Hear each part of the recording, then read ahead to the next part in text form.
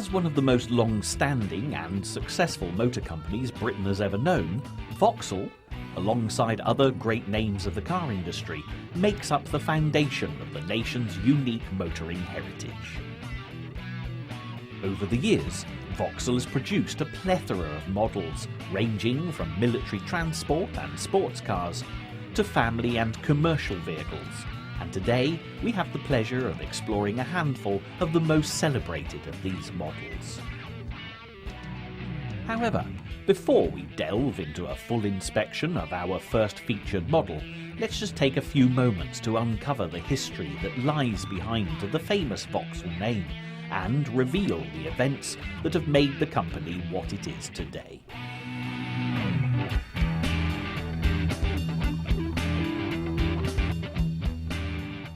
Interestingly, Vauxhall Motors can trace its lineage back to South London in the late 19th century, where Vauxhall Ironworks produced a single-cylinder petrol engine for the Jabberwock, a small river launch. Vauxhall's first production motorcar made an appearance in 1903 with a non-reversing two-speed vehicle that featured a 5-horsepower engine, believed to be a direct descendant of the engine developed for the Jabberwock. Soon, Vauxhall, which also designed and manufactured other types of engines and machinery specifically for marine equipment, developed a separate division to concentrate on motorcar production, because it was feared the cars could be compromised by the diversity of the company's products. This decision gave way to the birth of Vauxhall Motors Limited. Going in to produce some great sporting successes, and what is now perhaps Vauxhall's most renowned vintage motor, the Prince Henry, the company went from strength to strength, and, akin to other car manufacturers of the time, Vauxhall also played a significant wartime role in the conflicts of both the First and Second World Wars. The Vauxhall plant at Luton, where the company had moved in 1905 as part of a major expansion programme, was heavily involved in the development of World War II aircraft, most notably the Halifax, Mosquito and Lancaster bombers and the jet engine. Unfortunately, and of course only to be expected, the Luton factory became a prime enemy target. In 1940, the German bombers were right on target, and Vauxhall Luton suffered a heavy bombardment, with 39 members of staff losing their lives, a tragic consequence of the valuable war work Vauxhall were undertaking. After the war, having previously moved away from making grand and exclusive performance cars, Vauxhall production was gradually re-established, and a succession of reliable quality cars suitable for the mass motoring market streamed off the production line.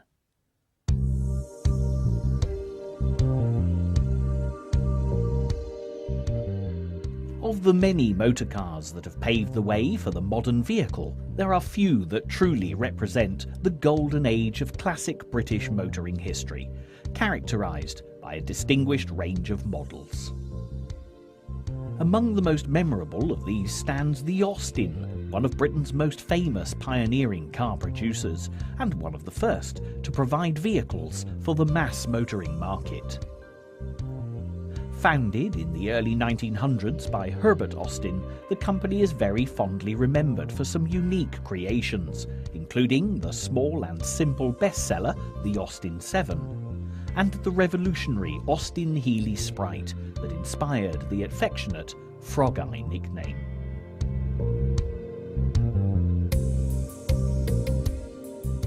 Such Austin favourites make up a range of reputable cars, and today we have the pleasure of exploring some of the finest. But before we revisit these halcyon days of Britain's motoring past, let us first take a brief look at the foundations of Austin to discover the story behind the classics that we've come to admire so much today.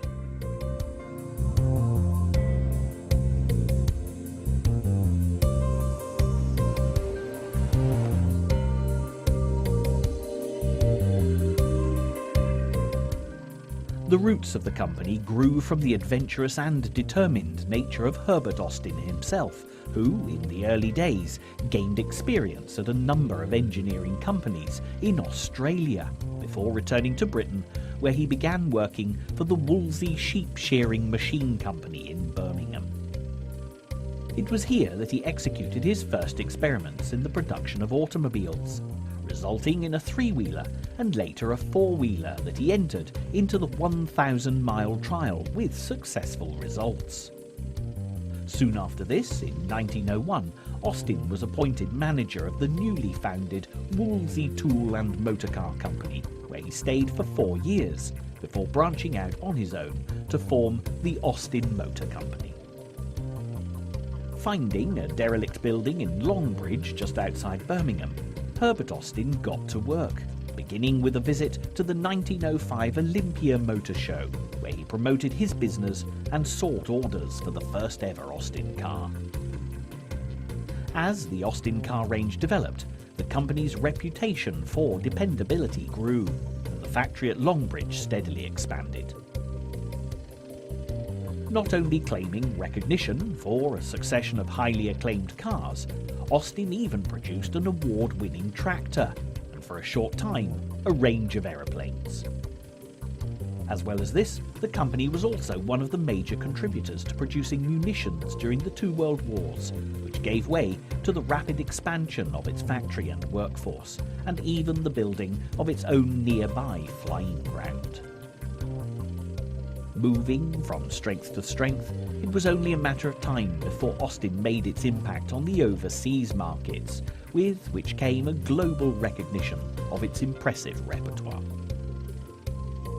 And so, let us now look to the first Austin model featured in our collection today, whilst we also discover just why the great name has retained its popularity and has come to represent the best of Britain's motoring legacy.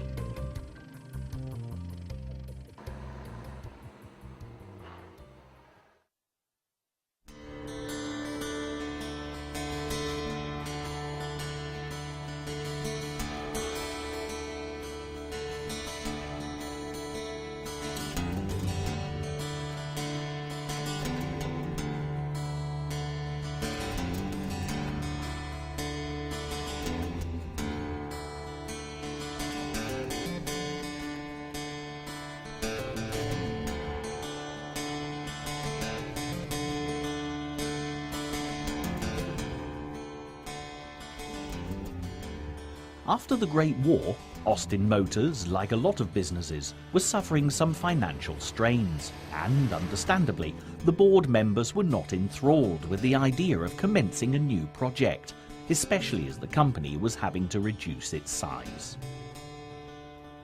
Herbert Austin himself, however, saw things very differently, and was determined to follow through with his plans for a revolutionary small car that would be accessible to the masses. And so, Austin's prodigy car, the Austin 7, was created.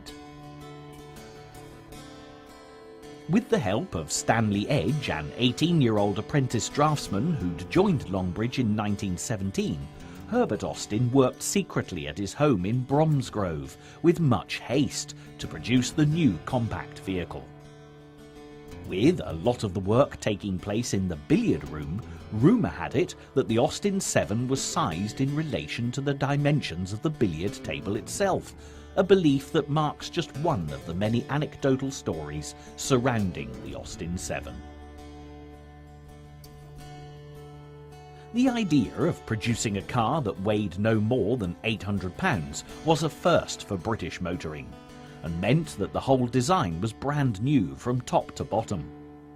Originally, Austin's plan was to create a two-cylinder car, but with some persuasion from his young apprentice, this was changed to 4, making it one of the smallest 4-cylinder power plants that had yet been produced.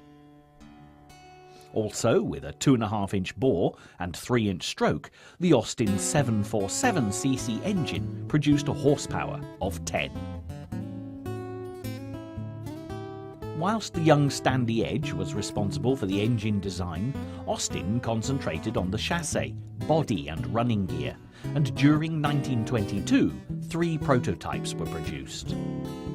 To the delight of a watching crowd of mechanics from the experimental department, Herbert Austin himself took the first completed model for a test drive, echoing images from 17 years earlier when he'd taken to the road in the very first Austin car.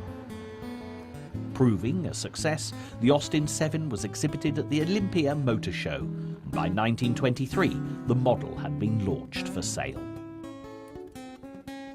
Marked as the motor for the millions, the outstanding success of the car was just what Austin Motors needed. Not only did it secure the company's financial situation, but it was also the answer to Herbert Austin's ambition of motorising the masses. With an Austin 7 initially costing just £165, it was extremely good value, because at the time, Henry Ford's mass-produced Model T was the only car in the UK that could be bought for a lower price than the 7. Receiving unprecedented praise from motoring journalists, the Austin 7 went on to greater heights of fame when it made its impact on the motorsporting world. Even racing legend A.C.R. White, who'd previously won at Brooklands and Shelsley in an Austin 20 horsepower model, took to the tracks in an Austin 7, winning at Monza in Italy and Brooklands. Such sporting successes boosted sales even further.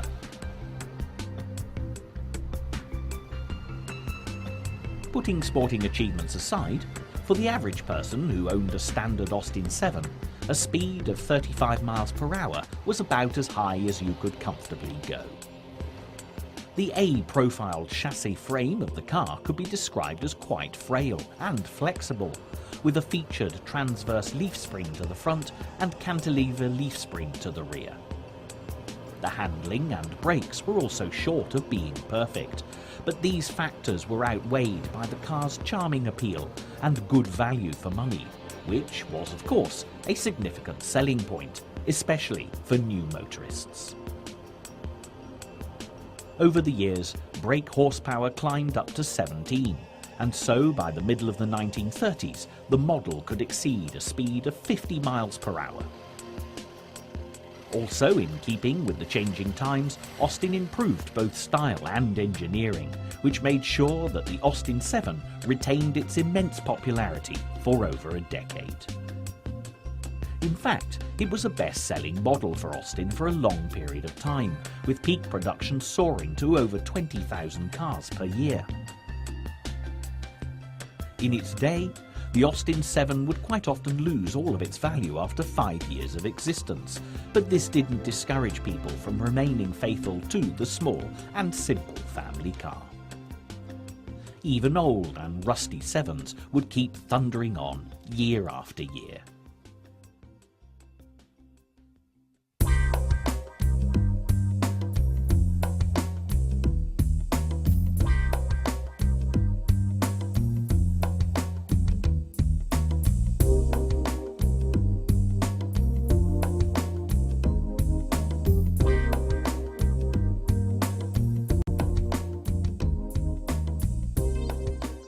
Some classic car models have exotic sounding names, whereas others are known by combinations of letters and numbers, yet these less instantly memorable models are often the best kept secret treasures of the vintage motoring world. This is definitely true of Vauxhall's 3098, which only the discerning classic car enthusiast will probably have ever heard of. The Vauxhall 3098 was in production between 1913 and 1922, and this remarkable specimen in striking red was manufactured in 1924. This was part of a new generation of Vauxhall cars, thanks to the inspired design work of L.H. Pomeroy, an engineering genius.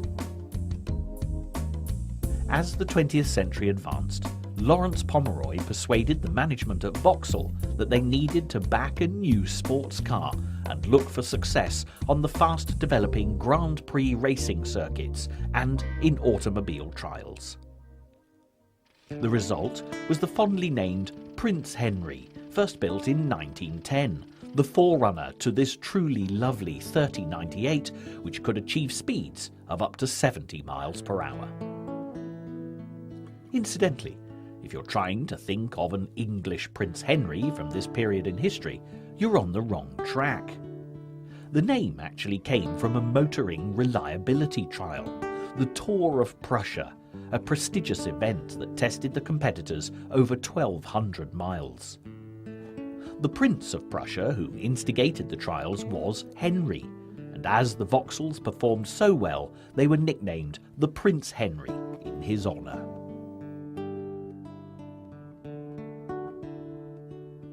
From the outset, the 3098 was considered better, faster and more practical than the Prince Henry, and even the earliest examples could reach 100 miles per hour, stripped out in racing form. In the first instance, the Vauxhall 3098 boasted a 4-cylinder, simple but effective side-valve engine that entered production in 1919 after the First World War. Although solidly built, weighing in at 2,690 pounds, the car was a touch on the heavy side, but it was undeniably a fast drive with impressive performance and good road handling capabilities. The only downside was the expensive price tag at £1,670, which at the time placed the 3098 in the same category as the Bentley 3-litre. This was a car for the serious driver, with plenty of money at their disposal to indulge a passion for speed, and with an engine capacity of over 4,500 cc's, they were never going to be disappointed. There were about 270 cars manufactured before there was a major design change in 1922, and as this 3098 dates back to 1924, it falls into this newer category. Known as the OE type rather than the E-type model, the main change was to the engine, which was converted to overhead valve operation. The brake horsepower rose from 90 to a rousing 115, and the performance definitely reflected this. However, despite the 3098's excellent speed, it didn't benefit from four-wheel brakes, and a modification was made in 1926 to offer a 120 brake horsepower version, thankfully with four-wheel brakes to control it. The last of the 3098s was produced in 1927, after 312 models of this particular variant had been unleashed on the motoring world, but the wind of change had been blowing from across the Atlantic. The American automobile giant, General Motors, which had been evolving since 1897, made a bid for the Luton-based Vauxhall. The English company was paid $2.5 million by the president of General Motors, A.P. Sloan Jr., and the future of Vauxhall post-World War I was assured. However, for the Vauxhall 3098 and Lawrence Pomeroy's sporty designs in the higher price bracket, it was the end of the line. Once GM had taken over the Luton site, car design and development was aimed at the mass motoring market. By 1930, the first product of the merger, the Cadet, came in under the £300 mark, a big reduction when you compare it with the 3098's £1,670 some 10 years earlier. Driving was made more straightforward, with the introduction of Vauxhalls with synchromesh gearboxes and the pioneering spirit so bravely introduced with the 3098 was lost in favour of practicality, as GM never allowed Vauxhall to experiment on this scale again. It's a real bonus to be able to offer a rare 3098 in this programme on Vauxhalls, particularly one as loved and treasured as this classic car, carefully preserved by its present owner as a legacy for future generations of Vauxhall enthusiasts to enjoy.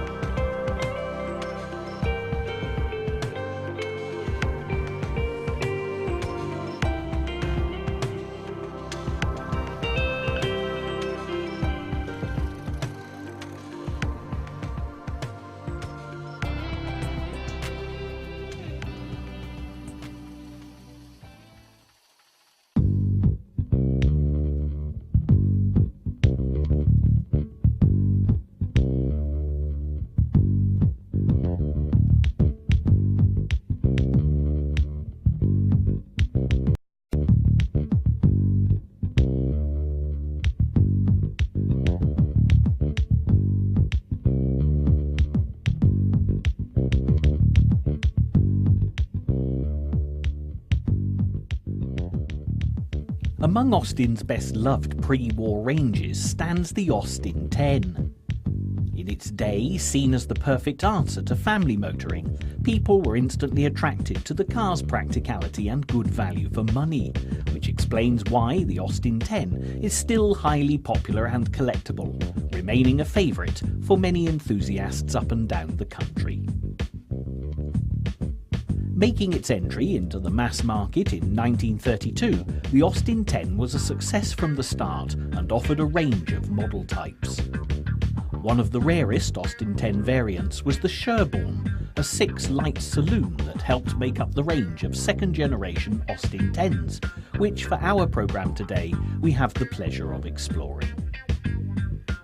As one of the only models to be produced between the months of January and July in 1936, this particular Sherborne was acquired by its current owner in 1970, after which a restoration project commenced.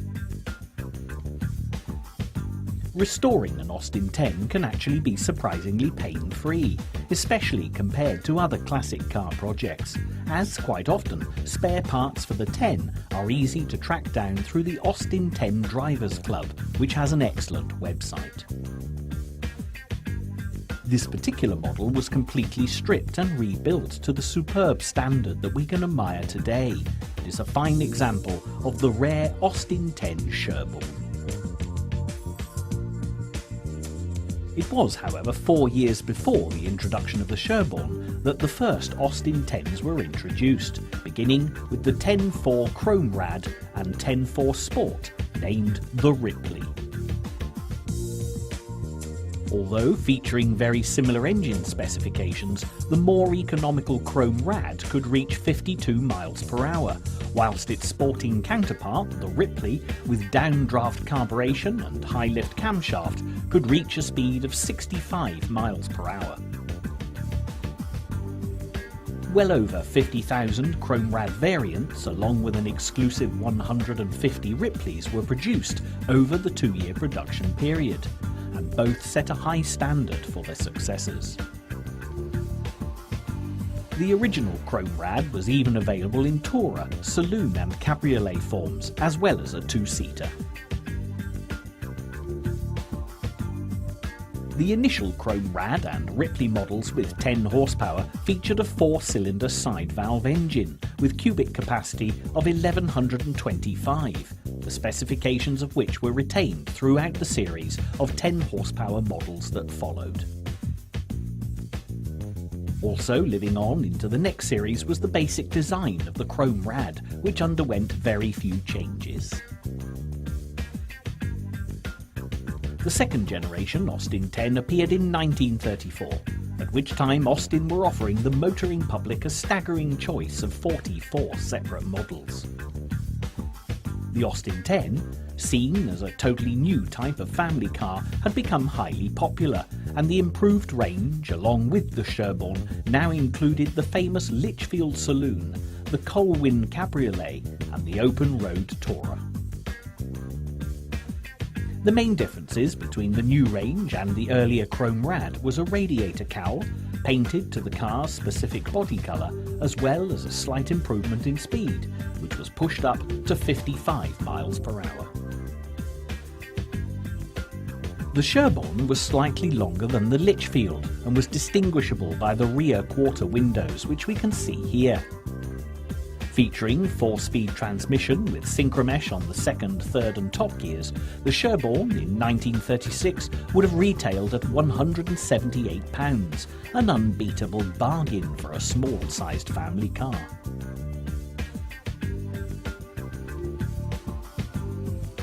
In excess of 54,000 second-generation Austin 10s were produced from 1934 to 1936, at which point production of the third-generation models took over.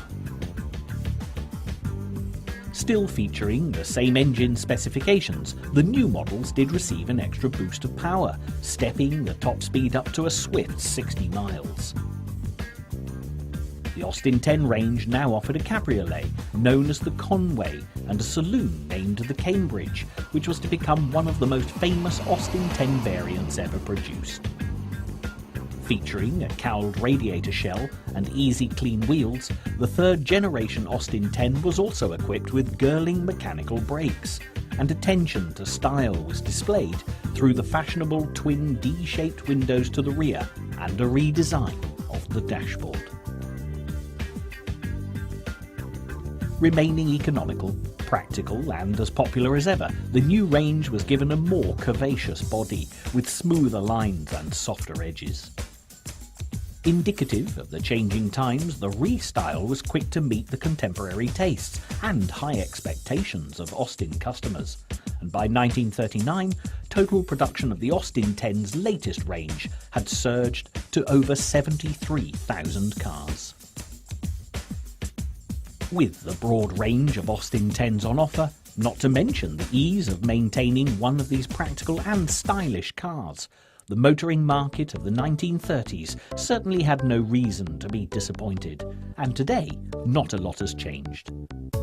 Still celebrated for its reliability, quality of design and elegance, Austin fans and owners alike continue to enjoy the charming character of this classic car.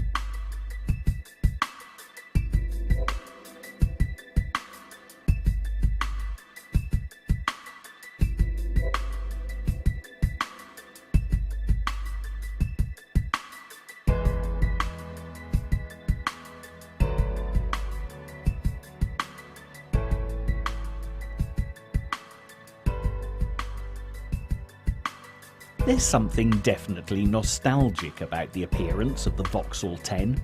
In point of fact, it's everything you would expect to see in a motor car from the 1930s boom years. The age of steam, with the general public travelling everywhere by train, was beginning to spiral into a decline as automobiles for the masses started to become a viable alternative.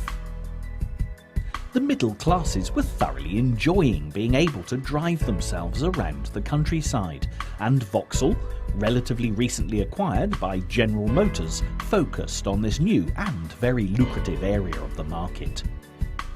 The Vauxhall 10 was truly trailblazing, as it was the first British manufactured car to incorporate an integral body and chassis to great effect.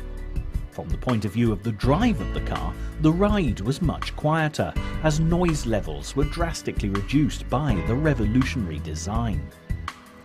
Unusually, this was a major technological advance that actually reduced the cost of production, which Vauxhall very wisely passed on to the consumer. With a remarkably reasonable price tag at £168, remember the 3098, which we've already had a look at from the 1920s, retailed at £1,670, the Vauxhall 10 was set to become a phenomenal success. Also, the Vauxhall 10 was a 10 for a very good reason. When it was introduced in 1937, engine size mattered. It was restricted by taxation, and a 10 horsepower vehicle meant that it fitted into a lower rated tax class. However, Vauxhall very shrewdly kept the engine size small, whilst creating a car that had the feel of a much larger, more prestigious vehicle, and the plan worked. When the motoring press got hold of the first Vauxhall 10 to road test, they were suitably impressed, and many a newly launched modern car would be envious of the reviews this revolutionary Vauxhall received.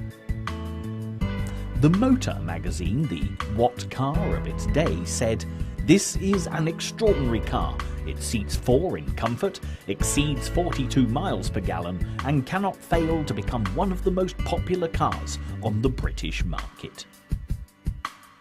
It was an accurate prediction indeed, because in the first 5 months, 10,000 Vauxhall 10s were sold, and the customers who took delivery of their precious vehicles were delighted with their purchases. The Vauxhall 10 was in production for a total of 3 years, and 55,000 were sold on a worldwide basis.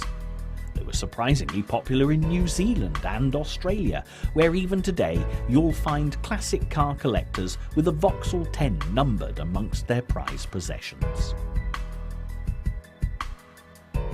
As we take a close-up look at this much-loved Vauxhall 10 in the heart of the English countryside, we've the perfect opportunity to consider exactly what made this particular model of Vauxhall so popular, beyond the obvious price considerations.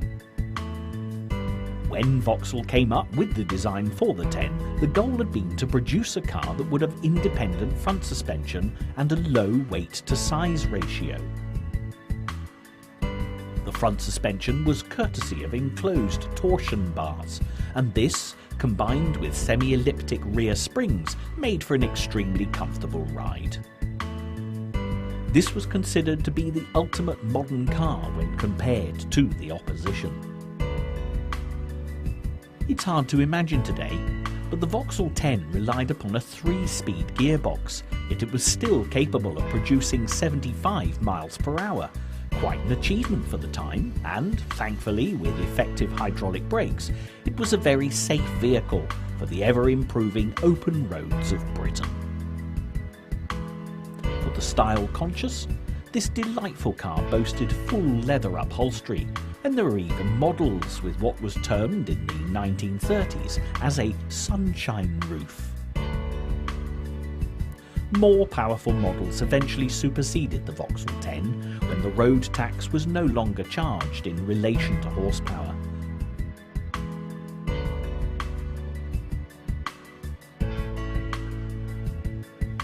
However, it mattered little that Vauxhall, under the control of General Motors, had moved with the times, evolving to lead the way in the family car market, because the world was about to change beyond recognition, and there was nothing anyone could do about it.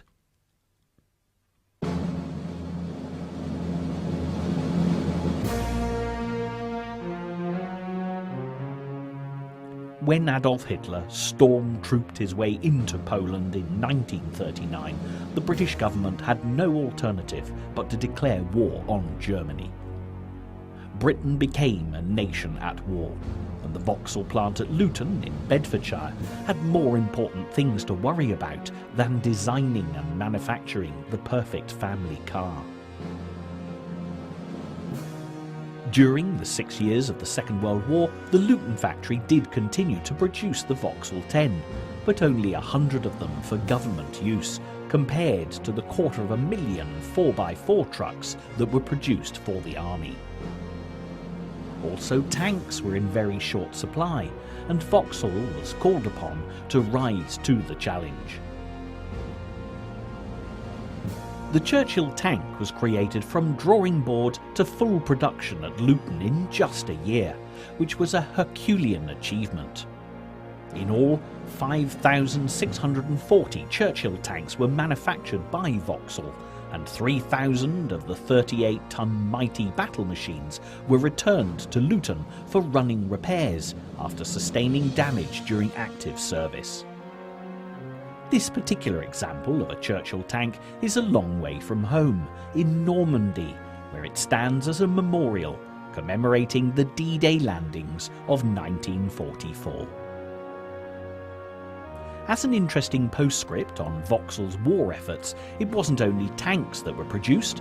Every department found itself in the firing line, as the body shop manufactured more than 5 million fuel cans, 4 million rocket engine parts, and 750,000 helmets. Even the design and styling team found themselves working on camouflage, inflatable decoy trucks, and string and canvas decoy aircraft. Returning to our classic Vauxhall 10, it's evident that the ingenuity of the designers behind its groundbreaking new style were very talented indeed.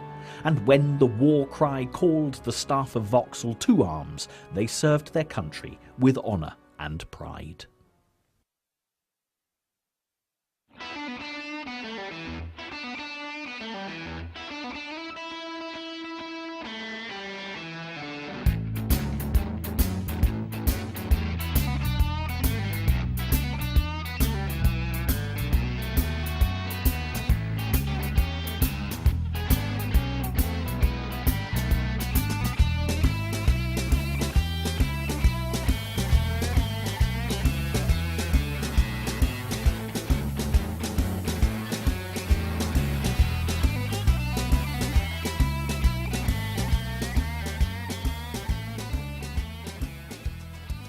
Now, as our next proud owner presents his wonderfully restored Vauxhall J-Type, it may be difficult, initially, to see much difference between this model and the previous Vauxhalls we've seen on parade. This is because, although his J-Type, dating back to 1948, is most definitely in the post-war category, it owes its design and styling to both the Vauxhall 14 and the Vauxhall 10 of the pre-war era. It would also have perhaps been helpful if these three crucial models in the Vauxhall story had been different colours, but we've had black, black, and then more black. It would no doubt delight that great motoring mogul Henry Ford, but when it comes to classic treasures like ones featured in this programme, choice is always limited to what survived. Also, it's important to remember that we're dealing with the period of history immediately prior to the Second World War and directly after, so black would, without question, have been the most common colour used in British car manufacturing, regardless of make or model. When the war finally came to an end in 1945, the British car industry had to pick up where it had left off 6 years earlier. Also, drivers were still strictly rationed with petrol coupons right up until 1950. And the government decreed that the majority of cars to come off the newly reopened production lines, including Vauxhalls from Luton, were exported to improve the country's bank balance. there was no room for design, innovation or anything fancy, and for Vauxhall, modification of the 10 and 14 models proved to be their starting point. Eventually, the government changed car taxation from a horsepower-related system to a flat-rate system, and the classic Vauxhall 10 could logically be upgraded with a more powerful engine. Firstly, the H-Type, with its 12 horsepower, took over from the 10, and then came the J-Type, which you see here today. This particular model is one of the last, having been manufactured in 1948, the final year of the J-Type's production. The don't ride, glide principle still held true, and with minor modifications rather than design innovations, the J-Type offered a number of improvements. Already enjoying the benefits of light handling thanks to the integral body construction, the addition of the extra horsepower with the 1781cc six-cylinder engine gave the J-Type an extra edge. In fact, the J-Type is often called the Vauxhall J146 as a direct result of the configuration. For the discerning driver, other modifications included the luxury of an adjustable steering column, adjustable footrests, and double-action shock absorbers. And all this was available for the competitive price of £220. Between 1938 and 1948, 30,511 Vauxhall J-Types were produced, and had any of the original owners kept one of these classic cars, they would be delighted at what their investment would net them today. Collecting classic cars can be an absolute joy, and the car you see here being put through its paces has brought great pleasure to its owner. Unusually, when the car was purchased 5 years ago, most of the original bodywork was intact, with only a small amount of rust. The majority of cars of this type have required extensive restoration, and few with as many original features as this model actually exist. This is most definitely reflected in the value of the car, as this owner has at least doubled his investment in a very short space of time. However, as you can see for yourself, this is a mere technicality. This has been a question of finding an old, forgotten treasure and lovingly bringing it back to life. The joy of saving a classic car and the challenge of keeping it in the best possible condition is truly what it's all about. It's very gratifying for this owner to know the monetary value of this vehicle, but it's been a labour of love, and parting him from his car would be no easy task. It's also interesting to ask classic car owners for their top tips, and in this case it was concerning that dreaded scourge of the motorist of any era: rust. With this J-Type, life was made a lot easier, because there was minimal rust damage, and prevention is always better than cure. Okay, if you're happy to take on a complete restoration project, that's fine. But if you're taking your first steps towards classic car collecting, you might be glad of a few tips on how to spot potential rust problems before you buy. It's always worth getting to know other classic car owners. They're a friendly lot and better than any manual or encyclopedia. Many classics have specific problem rusting areas due to design factors, and fellow enthusiasts will point you in the right direction.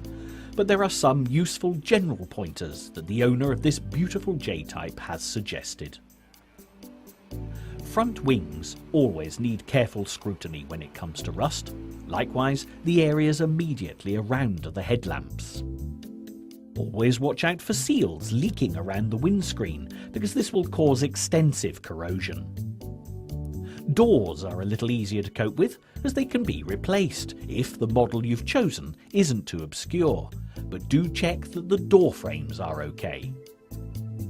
Always be wary of a seller who won't let you give a suspect area a gentle prod. and make sure you lift the carpet in the boot to check the floor and the rear wheel arches. If you're in any doubt, walk away and wait until you can find the soundest rust-free option.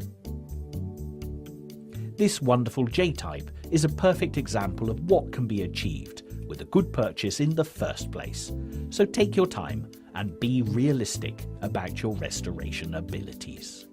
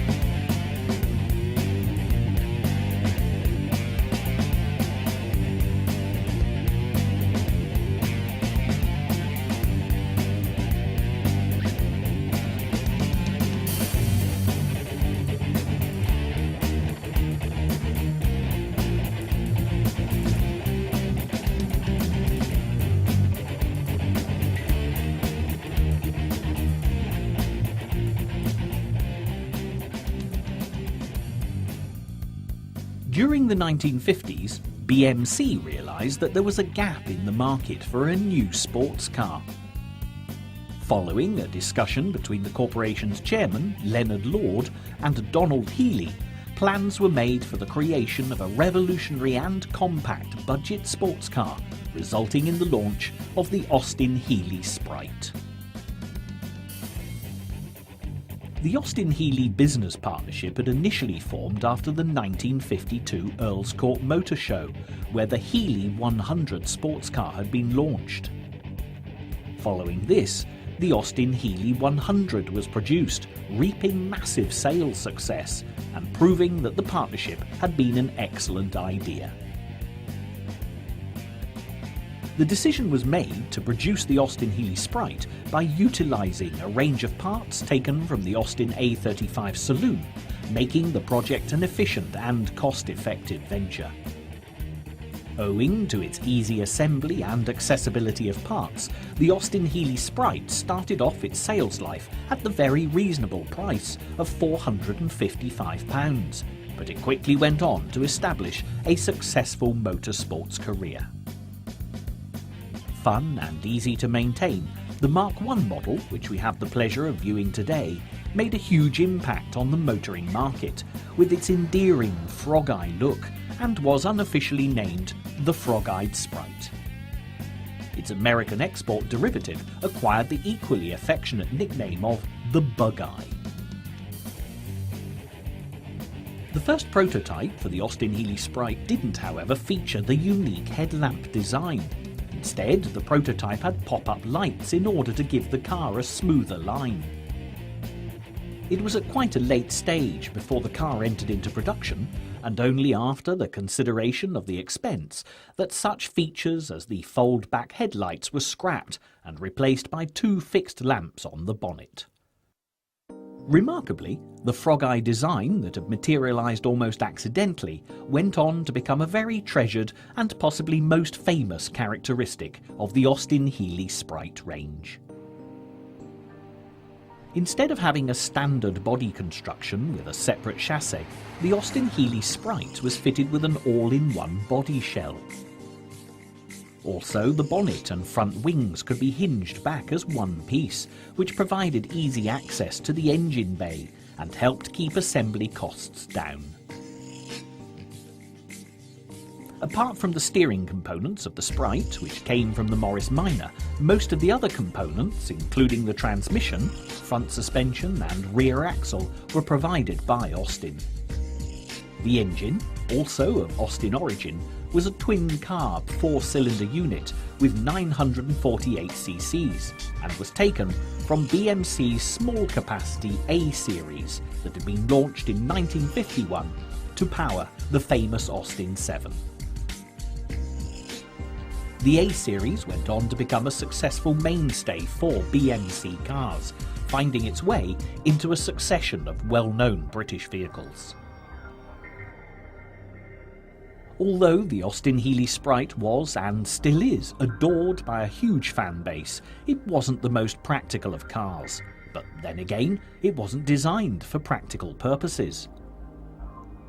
With minimal luggage space, a non-existent boot lid, and a somewhat cramped interior, the Austin Healey Sprite was not an option for family trips to the seaside, and along with its lack of side windows or external door handles, it really was a very basic vehicle.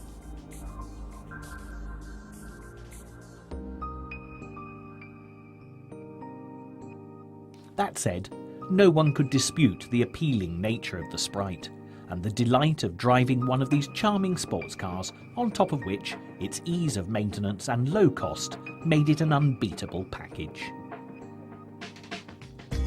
From its launch in 1958 to its discontinuation in 1961, no fewer than 48,987 frog-eyed Sprites were produced, all built at the MG factory in Abingdon.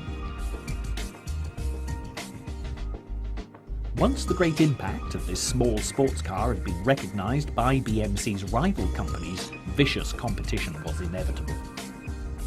One very strong competitor was the Triumph Standard, whose design team immediately got to work on the Bomb project. This led to the development of the sensational Spitfire and the beginning of an intense battle between the two car companies. After the success of the trend-setting Mark I Sprite, several more derivatives followed, although the frog-eye design was dropped and a more conventional look was applied. As the Mark II appeared, so did a slightly more upmarket version, the very similar-looking MG Midget, both models sharing a squarer-shaped body compared to the Mark I Sprite. As time went on, more practical and mechanical advancements were made, including, among other things, the addition of a boot lid, improved brakes and more powerful engines. One aspect of the original frog-eyed beauty that wasn't improved upon was the engine bay access, as the newer models, with their narrower and lighter bonnet panels, gave far more limited access to this area. Not only making its mark on British motoring history, but across the rest of the world too, the famous frog-eyed Sprite has become a legend. Fun, carefree and cost-effective. Today, the Austin Healey Sprite holds a unique standing amongst the world's most treasured classic sports cars.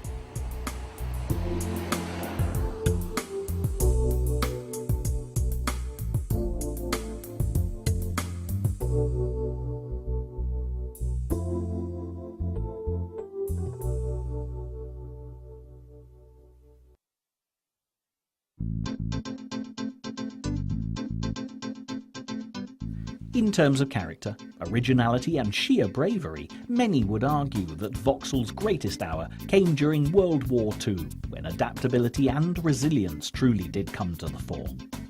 Others would argue that the classic design capabilities of Lawrence Pomeroy, with his majestic Prince Henry and elegant 3098, epitomise the true spirit of Vauxhall, before General Motors moved the company in a different direction. Yet few could fail to give credit to the giant American corporation that took an, albeit thriving, English cottage industry and carried it right through to the 21st century and way beyond. You only have to see the proud emblem of the Griffin to realise that Vauxhall's identity will always stand testimony to its heritage. It'll take some careful pronunciation here, but the emblem belonged to a soldier of the Middle Ages, one Fulk le Brant, who was granted a London manor by a grateful king of England. The manor house was known as Fulk's Hall, which over the years became known as Vauxhall, and the name stuck to the whole district, which is of course where the very first Vauxhall cars originated. For classic car owners and modern Vauxhall enthusiasts alike, the strength and endurance of the distinctive Griffin emblem on Vauxhall's well-polished livery is appropriate indeed. For as long as this mythical winged beast, with the body of a lion and the head of an eagle, proclaims Vauxhall's credentials, the company has every chance of creating even more classic cars for the collectors of the future.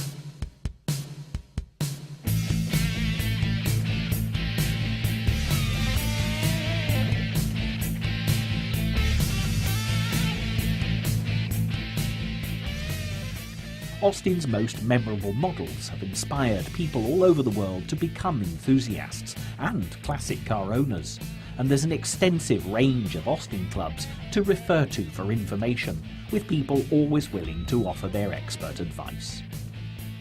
Likewise, for anyone considering making a classic car investment, whether it be in Austin or not, car clubs are a great place to do your research and locate the classic vehicle you've always dreamed of.